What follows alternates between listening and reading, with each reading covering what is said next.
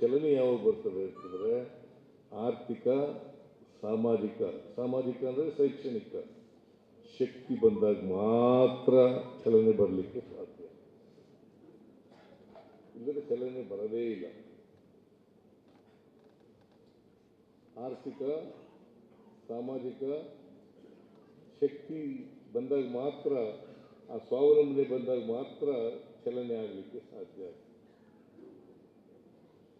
ನಮ್ಮದು ಚಲನೆ ರಹಿತವಾದಂಥ ಸಮಾಜ ಆಗೋದ್ರಿಂದ ಹಂಗೇ ಇಷ್ಟು ವರ್ಷ ಆದರೂ ಕೂಡ ಸಂವಿಧಾನ ಬಂದು ಎಷ್ಟು ವರ್ಷ ಆಯಿತು? 1950 26ನೇ ಇಸ್ವಿ, ಜನವರಿ 26ನೇ ಇಸ್ವಿ. ಅವತ್ತಿನಿಂದ ಇವತ್ತಿನವರೆಗೆ ಇನ್ನೂ ಅಸಮಾನತೆ ಇನ್ನೂ ಮುಂದುವರಿತಲೇ ಇದೆ. ಎಲ್ರಿಗೂ ಸಮಾನ ಅವಕಾಶಗಳು. ಅದಕ್ಕೆ ನಮ್ಮ ಸರ್ಕಾರ ಗುಣಮಟ್ಟದ ಶಿಕ್ಷಣ ಸಿಗಬೇಕು ಅನ್ನೋ ಉದ್ದೇಶದಿಂದ ಮತ್ತು ಅಸಮಾನತೆ ಇರ್ತಕ್ಕಂಥ ಸಮಾಜದಲ್ಲಿ ಪೌಷ್ಟಿಕಾಂಶಗಳಿರ್ತಕ್ಕಂಥ ಶಕ್ತಿ ಕೊಡ್ತಕ್ಕಂಥದ್ದು ಕೂಡ ದೈಹಿಕವಾಗಿ ಶಕ್ತಿವಂತರಾಗಿರಬೇಕು. ಭಾಳ ಜನ ಮಕ್ಕಳು ಈಗ ನಾವೆಲ್ಲ ಓದುವಾಗ ರಾಗಿ ಮುದ್ದೆ ಮೊಸರು ಇದೇನು ಇರ್ತಿರ್ಲಿಲ್ಲ ನಮಗೆ. ಬ್ರೇಕ್ಫಾಸ್ಟ್ ಏನು ಇರ್ತಿರ್ಲಿಲ್ಲ. ಇಡ್ಲಿ ದೋಸೆ ಉಪ್ಪಿಟ್ಟು ಇವೆಲ್ಲ ಮಾಡ್ಕೊ ತಿನ್ನೋದು ಇವೆಲ್ಲ ಇರಲಿಲ್ಲ. ಏನಪ್ಪ ರಾಮೋಜಿಗೌಡ ಇತ್ತ?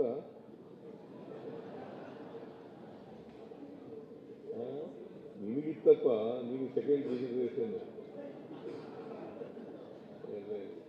ರಾಮೋಜಿಗೌಡ ನಾನು ಹುಡುಗನಾಗಿದ್ದಾಗ ಪ್ರತಿದಿನ ಅನ್ನ ಉಣ್ಣತಕ್ಕಂಥ ಅವಕಾಶನೇ ಇರಲಿಲ್ಲ. ಹಬ್ಬ ಹರಿದಿನಗಳಲ್ಲಿ ಅನ್ನ ಉಣ್ತಿದ್ದದು. ಅದಕ್ಕೆ ನಾನು ಅನ್ನಭಾಗ್ಯ ಕಾರ್ಯಕ್ರಮ ಜಾರಿಗೆ ತಗೊಂಡದ್ದು.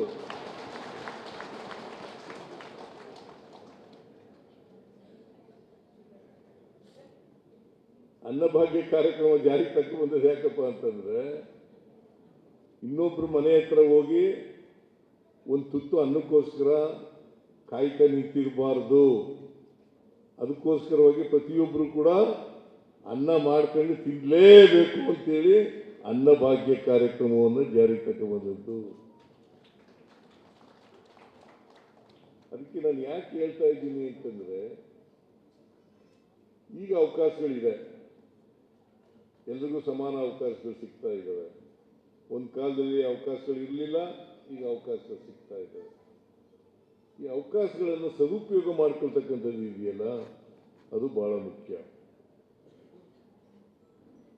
ತಂದೆ ತಾಯಿಗಳು ಮಾಡ್ಕೋಬೇಕು, ಶಿಕ್ಷಕರು ಮಾಡ್ಕೋಬೇಕು, ಮತ್ತು ವಿದ್ಯಾರ್ಥಿಗಳು ಕೂಡ ಮಾಡ್ಕೋಬೇಕು, ಮತ್ತು ಸರ್ಕಾರವೂ ಕೂಡ ಅದಕ್ಕೆ ಬೇಕಾದಂಥ ಎಲ್ಲ ಬೆಂಬಲವನ್ನು ಕೂಡ ವ್ಯಕ್ತ ಮಾಡ್ತಕ್ಕಂಥ ಕೆಲಸವನ್ನು ಮಾಡಬೇಕು.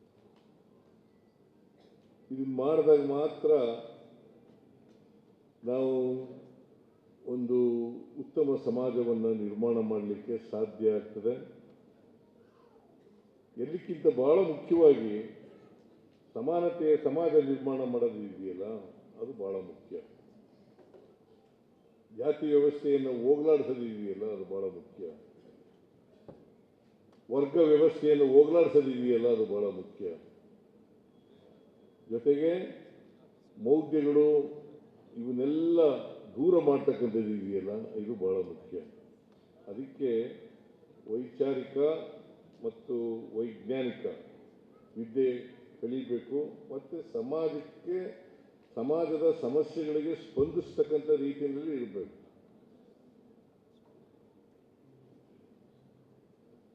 ಮಹಾತ್ಮ ಗಾಂಧೀಜಿಯವರು ಹೇಳಿದಾರಲ್ಲ, 7 ಪಾತಕಗಳು, ಅವನ್ನ ಪ್ರತಿ ಮಕ್ಕಳು ಕೂಡ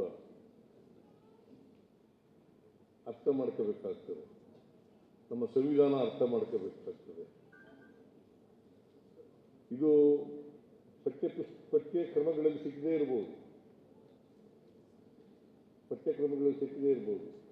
ಅದಕ್ಕೆ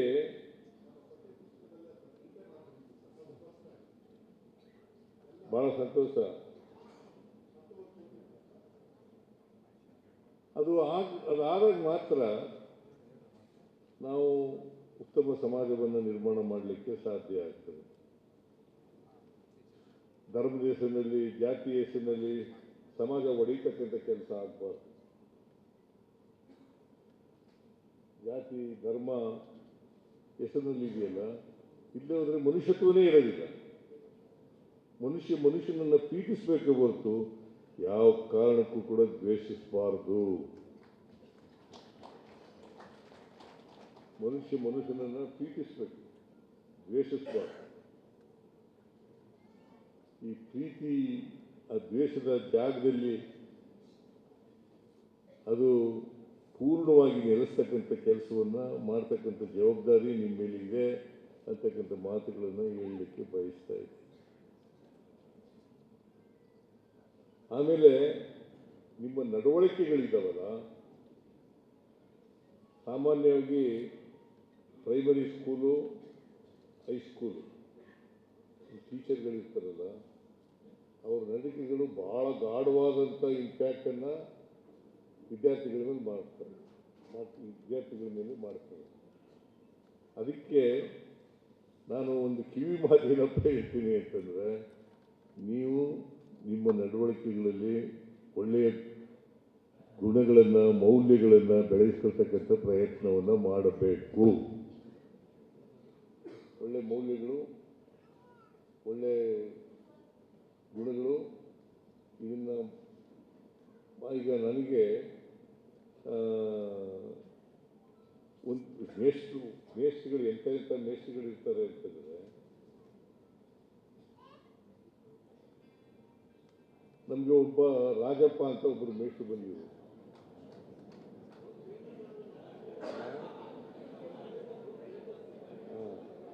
ರಾಜಪ್ಪ ಅಂತ ಮೇಷ್ಟ್ರು ಬಂದಿದ್ರು. ಅವರು ಪಾಪ ಶನಿವಾರ ಮಧ್ಯಾಹ್ನ ಇರ್ತಿದ್ರಲ್ಲ, ಮಧ್ಯಾಹ್ನದ ಮೇಲೆ ಮನೆಗೆಲ್ಲ ಹೋಗೋರು ನಮ್ಮ ಊರಿನಲ್ಲಿ. ಯಾರು ಡ್ರಾಪ್ ಔಟ್ ಆಗಿದ್ದಾರೆ, ಯಾರು ಶಾಲೆ ಸೇರೇ ಇಲ್ಲ, ಅವ್ರನ್ನೆಲ್ಲ ಶಾಲೆಗೆ ಸೇರಿಸೋದು, ಇಲ್ಲ ಡ್ರಾಪ್ ಔಟ್ ಆಗೋದನ್ನು ಶಾಲೆಗೆ ಸೇರಿಸ್ಕೊಳ್ತಕ್ಕಂಥ ಕೆಲಸವನ್ನು ಮಾಡೋದು. ನಾನು ಹಂಗಾಗಿ 1 to 4 ಓದಲೇ ಇಲ್ಲ. 5ನೇ ತರಗತಿ ನೇರವಾಗಿ ಓದೇ ನಾನು.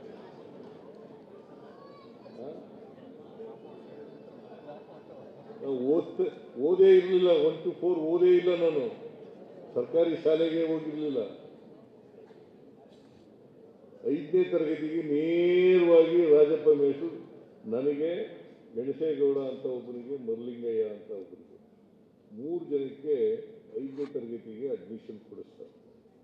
ಪಾಪ ಮೇಷ್ಟ್ರು ಒಂದು ವೇಳೆ ನಮ್ಮ ಊರಿಗೆ ಬರದೇ ಹೋಗಿದ್ರೆ ಮೇಷ್ಟ್ರು ರಾಜಪ್ಪ ಅನ್ನೋರು, ನಾವು ವಿದ್ಯಾವಂತನೇ ಆಯ್ತಿರ್ಲಿಲ್ಲ.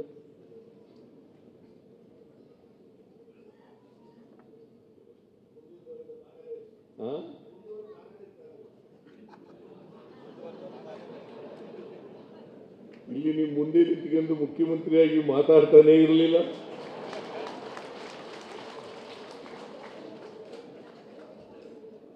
ಇದು ಒಂದು ಎಕ್ಸಾಂಪಲ್.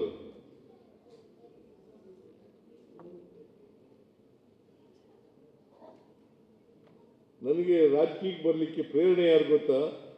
ಪ್ರೊಫೆಸರ್ ನಂಜುಂಡಸ್ವಾಮಿ. ರಾಜಕೀಯ ಕ್ಷೇತ್ರಕ್ಕೆ ಬಂದೆ ನಾನು. ಇಬ್ಬರು ಭಾಳ ಮುಖ್ಯ. ನಾನು ಯಾಕೆ ಹೇಳ್ತಾ ಇದ್ದೀನಿ ಅಂದರೆ, ನೀವು ಟೀಚರ್ಗಳಿದ್ದೀರಲ್ಲ, ನೀವು ವಿದ್ಯಾರ್ಥಿಗಳ ಮೇಲೆ ಗಾಢ ಛಾಪನ್ನು ಮೂಡಿಸ್ತಕ್ಕಂಥ ಕೆಲಸವನ್ನು ಮಾಡ್ತಕ್ಕಂಥವ್ರು ನೀವು.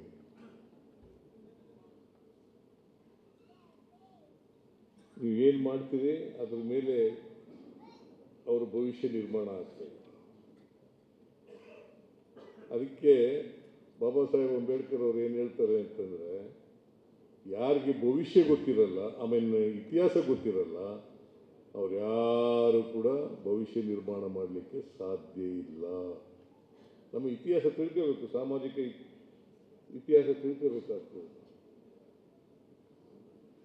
ನಮ್ಮ ಸಾಮಾಜಿಕ ಇತಿಹಾಸನೇ ಗೊತ್ತಿಲ್ಲದೆ ಹೋದರೆ ಭವಿಷ್ಯ ಹೆಂಗೆ ನಿರ್ಮಾಣ ಮಾಡೋದು?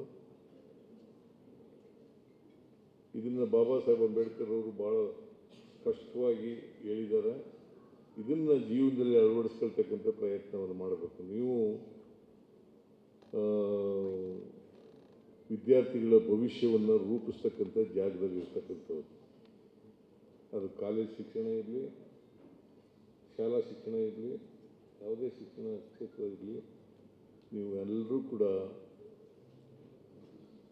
ವಿದ್ಯಾರ್ಥಿಗಳ ಭವಿಷ್ಯವನ್ನು ರೂಪಿಸ್ತಕ್ಕಂಥವ್ರು. ಆ ಕೆಲಸ ನೀವು ಮಾಡ್ತೀರಿ ಅಂತಕ್ಕಂಥ ವಿಶ್ವಾಸ ಇದೆ, ನಂಬಿಕೆನೂ ಇದೆ. ಅದನ್ನು ಮಾಡಬೇಕು ಅಂತಕ್ಕಂಥ ಮಾತುಗಳನ್ನು ನಿಮಗೆ ಮತ್ತೊಮ್ಮೆ ಜ್ಞಾಪಿಸಲಿಕ್ಕೆ ಪ್ರಯತ್ನವನ್ನು ಮಾಡ್ತಾ ಇದ್ದೀನಿ ಅಂತಕ್ಕಂಥ ಮಾತುಗಳನ್ನು ಹೇಳಲಿಕ್ಕೆ ಬಯಸ್ತಾ ಇದ್ದೇನೆ.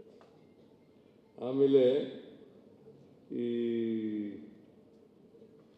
ಮೊಬೈಲ್ ಫೋನ್ ಇದೆಯಲ್ಲ ಮಕ್ಕಳುಗಳು, ಇದೊಂದು ಸ್ವಲ್ಪ ಮಾಡಿ. ಈ ಮೊಬೈಲ್ ಫೋನ್ಗಳು ಭಾಳ ಜನ ಮಕ್ಕಳುಗಳು ಬಲಿಯಾಗ್ಬಿಡ್ತಾರೆ, ಅದ್ರ ಬಲೆಗೆ ಸಿಕ್ಕಾಕೊಳ್ತಕ್ಕಂಥ ಕೆಲಸ ಮಾಡ್ತಾರೆ. ಅದಕ್ಕೆ ನಾವು ಮೊಬೈಲನ್ನು ಬಿಡಿ, ಪುಸ್ತಕ ಇಡಿ, ಓದು.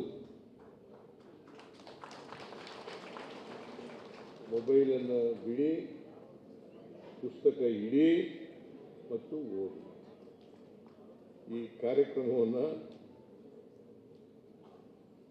ಜಾರಿಗೊಳಿಸಬೇಕು ಅಂತೇಳಿ ನಿಮ್ಮಲ್ಲಿ ಅತ್ಯಂತ ಕಳಕಳಿಯಿಂದ ಮನವಿಯನ್ನು ಮಾಡಲಿಕ್ಕೆ ಬಯಸ್ತಾ ಇದ್ದೇನೆ. ಎಲ್ಲ ಟೀಚರ್ಗಳಲ್ಲೂ ಕೂಡ ಈ ಮನವಿಯನ್ನು ಮಾಡಲಿಕ್ಕೆ ಬಯಸ್ತಾ ಇದ್ದೇನೆ. ಆಮೇಲೆ ಈ ಇತ್ತೀಚೆಗೆ ನಮ್ಮ ಸರ್ಕಾರ ಒಂದು ತೀರ್ಮಾನ ಮಾಡಿದೆ. ಏನಪ್ಪ ಅಂತಂದರೆ, ಒಂದರಿಂದ ನಿನ್ನೆ ಕ್ಯಾಬಿನೆಟ್ನಲ್ಲ 1ರಿಂದ 7ನೇ ತರಗತಿವರೆಗೆ ಅಲ್ಲಿಂದ ನೇಮಕ ಆಗಿದ್ರಲ್ಲ, ಅದರಿಂದ 1ರಿಂದ 5ಕ್ಕೆ ಹಿಂಬಡ್ತಿ ಆಗಿಬಿಟ್ಟಿತ್ತು. ಅದನ್ನು ಮತ್ತೆ ರೆಸ್ಟೋರ್ ಮಾಡ್ತಕ್ಕಂಥ 2017ನೇ ಇಸ್ವಿನಲ್ಲಿ ಮತ್ತೆ ರೆಸ್ಟೋರ್ ಮಾಡ್ತಕ್ಕಂಥ ಕೆಲಸವನ್ನು ಮಾಡಿದ್ದೀವಿ. ಬಹುಶಃ ಅದರಿಂದ ಎಲ್ಲ ಟೀಚರ್ಗಳಿಗೂ ಕೂಡ ಉಪಯೋಗ ಆಗ್ತದೆ ಅಂತಕ್ಕಂಥ ಮಾತುಗಳನ್ನು ಹೇಳಲಿಕ್ಕೆ ಬಯಸ್ತಾ ಇದ್ದೇನೆ. ಸುಮಾರು 8 ವರ್ಷದಿಂದ ಹೋರಾಟ ನಡೀತೇ ಇತ್ತು. ಇದಕ್ಕೆ ಈಗ ಅಂತಿಮ ಆಗ್ತಕ್ಕಂಥ ಕೆಲಸವನ್ನು ಮಾಡಿದ್ದೇವೆ. ಆಮೇಲೆ ಈ ಸರ್ಕಾರಿ ಶಾಲೆಗಳಿಗೆಲ್ಲ ನಾನು ಒಂದು ಸಾರಿ ಕನ್ನಡ ರಾಜ್ಯೋತ್ಸವ ಕಾರ್ಯಕ್ರಮಕ್ಕೆ ಹೋಗಿದ್ದೆ. 2 ವರ್ಷ ಆಯಿತು ಅಂತ ಅನಿಸುತ್ತಲ್ಲ, 2 ವರ್ಷನ 1 ವರ್ಷನ ಎಲ್ಲ ಶಾಲೆಗಳಿಗೆ, ಸರ್ಕಾರಿ ಶಾಲೆಗಳಿಗೆ ವಿದ್ಯುತ್ ಫ್ರೀ ಕರೆಂಟ್ ಕೊಡೋದು.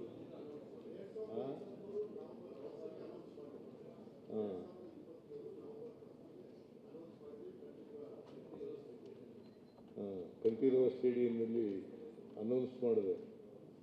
ಈಗ ಸುಮಾರು ಅದು 25 ಕೋಟಿ 27 ಕೋಟಿ ರೂಪಾಯಿ ದೇಶದಲ್ಲಿ ಬೇರೆ ರಾಜ್ಯಗಳಲ್ಲಿ ಎಲ್ಲೂ ಮಾಡಿಲ್ಲ. ನಾವು ಮಕ್ಕಳು ದೈಹಿಕವಾಗಿ ಪೌಷ್ಟಿಕವಾಗಿರಲಿ ಅನ್ನೋ ಕಾರಣಕ್ಕೋಸ್ಕರ ಹಾಲು ಕೊಡ್ತಾ ಇದ್ದೀವಿ, ಮೊಟ್ಟೆ ಕೊಡ್ತಾ ಇದ್ದೀವಿ, ಆಮೇಲೆ ಬಿಸಿ ಊಟ ಕೊಡ್ತಾ ಇದ್ದೀವಿ, ಆಮೇಲೆ ಶೂ ಭಾಗ್ಯ ಕೊಡ್ತಾ ಇದ್ದೀವಿ, ಶೂ ಮತ್ತು ಸಾಕ್ಸ್ ಕೊಡ್ತಾ ಇದ್ದೀವಿ, ರಾಗಿ ಮಾಲ್ಟ್ ಕೊಡ್ತಾ ಇದ್ದೀವಿ, ರಾಗಿ ಮಾಲ್ಟ್ ಕೊಡ್ತೀವಿ. ನಮ್ಮ ಹೆಸರು ಚಂದ್ರಶೇಖರ್ ನುಗ್ಲಿ ಅವ್ರು ಹೇಳ್ತಾ ಇದ್ರು, ಸರ್ ಬಡವ್ರ ಮಕ್ಕಳಿಗೆ ನೋಟ್ಬುಕ್ಗಳು ಕೊಡಿ ಅಂತ ಹೇಳ್ತಾ ಇದ್ರು. ನಾನು ರಶ್ಮಿ ಕೇಳಿದೆ, ಕೊಡ್ಬೋದು ಸರ್, ನಮ್ಮಲ್ಲೇ ಉಳಿತಾಯ ಮಾಡಿಕೊಡ್ಲಿಕ್ಕೆ ಸಾಧ್ಯ ಆಗ್ತದೆ ಅಂತೇಳಿ. ಅದು ಮುಂದಿನ ವರ್ಷದಿಂದ ಕೊಡ್ತಕ್ಕಂಥ ಕೆಲಸವನ್ನು ಮಾಡೋಣ.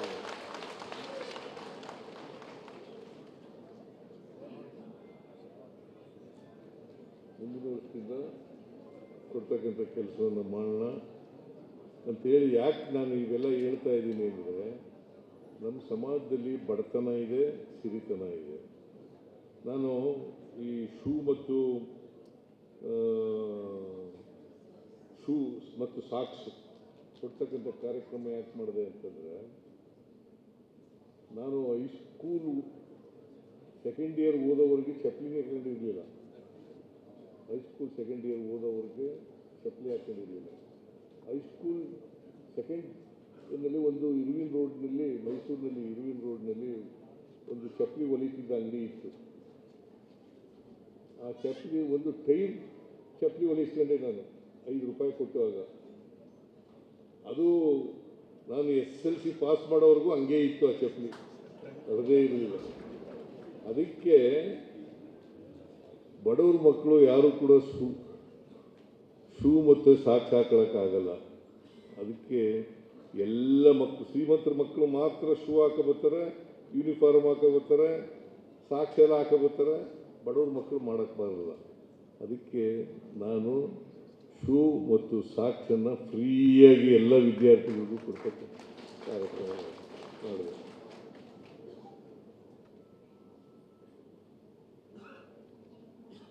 ಸೊ ನಾನು ಯಾಕೆ ಇವೆಲ್ಲ ಮಾಡ್ತಾ ಇದ್ದೀನಿ ಅಂತಂದರೆ, ನನ್ನ ಅನುಭವದಿಂದ ನಂತರ ಈಗಿನ ಕಾಲದ ಮಕ್ಕಳು ಕೂಡ ಅನುಭವಿಸ್ಬಾರ್ದು. ನಾನು BSc ರೂಮ್ ಮಾಡ್ಕೊಂಡು ಅಡುಗೆ ಮಾಡ್ಕೊಂಡು, ಇನ್ನೊಬ್ಬ ವಿದ್ಯಾರ್ಥಿ ನನ್ನ ರೂಮ್ಮೇಟ್ಸು ಇಬ್ಬರು ಒಂದೇ ರೂಮ್ನಲ್ಲಿ ಇದ್ದವು. ಅವನು ನಾನು ಅಡುಗೆ ಮಾಡೋದು, ಅವನು ಸಾಂಬಾರು ತಗೊಬರೋದು ಹೋಟ್ಲಿಗೆ ಹೋಗಿ ಮಾಡ್ತೀವಿ. 2 ವರ್ಷ ಮಾಡಿದೆ. ಅದಕ್ಕೆ ಯಾರಿಗೆ ಹಾಸ್ಟೆಲಲ್ಲಿ ರೂಮ್ ಸಿಕ್ಕೋದಿಲ್ಲ ಆ ಎಲ್ಲ ವಿದ್ಯಾರ್ಥಿಗಳಿಗೆ ಎಂಥ ಕಾರ್ಯಕ್ರಮ ಅದು,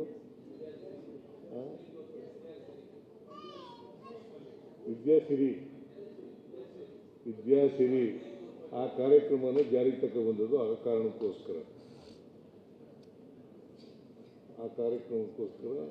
ಯಾಕಂತಂದರೆ ನಮ್ಮಪ್ಪ ಹಾಸ್ಟೆಲ್ ಸೇರಿಸಲಿಲ್ಲ. ಆಮೇಲೆ ರೂಮ್ ಮಾಡ್ಕೊಂಡು ಅಡುಗೆ ಮಾಡ್ಕೊಂಡು ಊಟ ಮಾಡ್ಕೊಂಡು ಮಾಡಬೇಕಾಗಿತ್ತು, ವಿದ್ಯೆ ಕಲಿಬೇಕಾಗಿತ್ತು, ಕಾಲೇಜ್ಗೆ ಹೋಗಬೇಕು. ಸೊ ಈ ಕಾರಣಕ್ಕೋಸ್ಕರ ಇದನ್ನು ವಿದ್ಯಾಸಿರಿ ಕಾರ್ಯಕ್ರಮವನ್ನು ಜಾರಿಗೆ ತಗೊಬಂದದ್ದು. ಹೀಗೆ ಈ ಥರದವು ನಮ್ಮ ವಿದ್ಯಾರ್ಥಿಯಾಗಿದ್ದಾಗ ಅನುಭವಿಸಿದವು, ಅನುಭವ ಮೇಲೆ ಈ ಕಾರ್ಯಕ್ರಮಗಳೆಲ್ಲ ಯಾಕೆ ಮಾಡ್ತಾ ಇದ್ದೀವಿ ಅಂತಂದರೆ, ಗುಣಮಟ್ಟದ ಶಿಕ್ಷಣ ಸಿಕ್ಕಬೇಕು, ಸಮಾಜದಲ್ಲಿ ಒಳ್ಳೆಯ ನಾಗರಿಕನಾಗಿ ಬದುಕತಕ್ಕಂಥ ವ್ಯವಸ್ಥೆ ಬರಬೇಕು, ಮನುಷ್ಯತ್ವ ಇರತಕ್ಕಂಥ ರೀತಿಯಲ್ಲಿ ಬರಬೇಕು. ಇದಕ್ಕೋಸ್ಕರ ನಿಮ್ಮ ಜವಾಬ್ದಾರಿ ಭಾಳ ಇದೆ. ದೇಶದ ಭವಿಷ್ಯ ನಿಮ್ಮ ಕೈನಲ್ಲಿದೆ. ಅದನ್ನು, ಆ ಭವಿಷ್ಯವನ್ನು ರೂಪಿಸ್ತಕ್ಕಂಥ ಕೆಲಸವನ್ನು ನೀವು ಮಾಡ್ತೀರಿ ಅಂತಕ್ಕಂಥ ವಿಶ್ವಾಸದಿಂದ ನಾನು ಈ ಮಾತುಗಳನ್ನು ಹೇಳ್ತಾ ಇದ್ದೀನಿ. ಇವತ್ತು Shrimati Savitri Phule, the first teacher of the women folk, first teacher 1848ನೇ ಇಸ್ವಿನಲ್ಲಿ ಶಾಲೆ ಪ್ರಾರಂಭ ಮಾಡಿದರು. ಆಗ ಇವರು ಮತ್ತು ಒಬ್ಬ ಲೇಡಿ, ಇನ್ನೊಬ್ಬರು ಲೇಡಿ ಅಂತ ಹೇಳಿದ್ರು, ಫಾತಿಮಾ ಶೇಖ್ ಅವರು ಟೀಚರ್ಗಳಾಗ ಅಪಾಯಿಂಟ್ ಆದರು. ಭಾರಿ ಕಷ್ಟಪಟ್ಟು ಈ ಸಗಣಿಲೆಲ್ಲ ಎಸೆದ್ರು ಇವರಿಗೆ ಪಾಪ. ಅಂಥದ್ರಲ್ಲಿ ಮಹಿಳಾ ಟೀಚರಾಗಿ ವಿದ್ಯೆ ಕಲಿಸ್ತಕ್ಕಂಥ, ನಾವಾಗಿದ್ದರೆ ಬಿಟ್ಬಿಡ್ತಾ ಇದ್ದೋ, ಆದರೆ ಅವ್ರು ಬಿಡೋದಿಲ್ಲ. ವಿದ್ಯೆ ಕಲಿಸಲೇಬೇಕು ಅಂತಕ್ಕಂಥ ಬದ್ಧತೆಯಿಂದ ವಿದ್ಯೆ ಕಲಿಸ್ತಕ್ಕಂಥ ಕೆಲಸವನ್ನು ಮಾಡಿ ಸಾವಿತ್ರಿ ಫುಲೆ ಫೋಟೋನು ಇಟ್ಟಿದ್ದೀರಿ, ರಾಧಾಕೃಷ್ಣ ಅವ್ರ ಫೋಟೋನು ಇಟ್ಟಿದ್ದೀರಿ. ಅವರಿಬ್ಬರಿಗೂ ಕೂಡ ಗೌರವ ಸಲ್ಲಿಸ್ತಕ್ಕಂಥ ಕೆಲಸವನ್ನು ಮಾಡಿ, ಅವತ್ತು ಯಾರ್ಯಾರು ರಾಧಾಕೃಷ್ಣವ್ರಿಗಿಂತ ಮುಂಚಿತವಾಗಿಯೇ ಇವರೆಲ್ಲ ಸಮಾಜದಲ್ಲಿ ವಿದ್ಯೆ ಕಲಿಸಲಿಕ್ಕೆ ಭಾಳ ಕಷ್ಟಪಟ್ಟಿದ್ದಾರೆ ಅಂತಕ್ಕಂಥ ಮಾತುಗಳನ್ನು ಹೇಳ್ತಾ, ನಿಮಗೆಲ್ಲ ಒಳ್ಳೆಯದಾಗಲಿ. ಶಿಕ್ಷಕರ ದಿನಾಚರಣೆಯ ಶುಭಾಶಯಗಳನ್ನು ನಿಮ್ಮೆಲ್ಲರಿಗೂ, ಇಡೀ ರಾಜ್ಯದ ಜನರಿಗೆ ಸರ್ಕಾರದ ಪರವಾಗಿ ವೈಯಕ್ತಿಕವಾಗಿ ಕೋರಿ, ಮತ್ತು ಯಾರ್ಯಾರು ಇವತ್ತು ಪ್ರಶಸ್ತಿಗಳನ್ನು ಪಡ್ಕೊಂಡಿದ್ದಾರೆ ಎಲ್ಲ ಪ್ರಶಸ್ತಿ ಪುರಸ್ಕೃತರಿಗೆ ಆಯುಷು ಆರೋಗ್ಯ ದೊರಕಲಿ ಅಂತಕ್ಕಂಥ ಮಾತುಗಳನ್ನು ಹೇಳಿ, ಅವ್ರಿಗೆಲ್ಲ ಅಭಿನಂದನೆಗಳನ್ನು ಹೇಳಿ ನನ್ನ ಮಾತುಗಳನ್ನು ಮುಗಿಸ್ತೇನೆ. ಜೈ ಹಿಂದ್, ಜೈ ಕರ್ನಾಟಕ. ಸರಿ ಬಿಡು.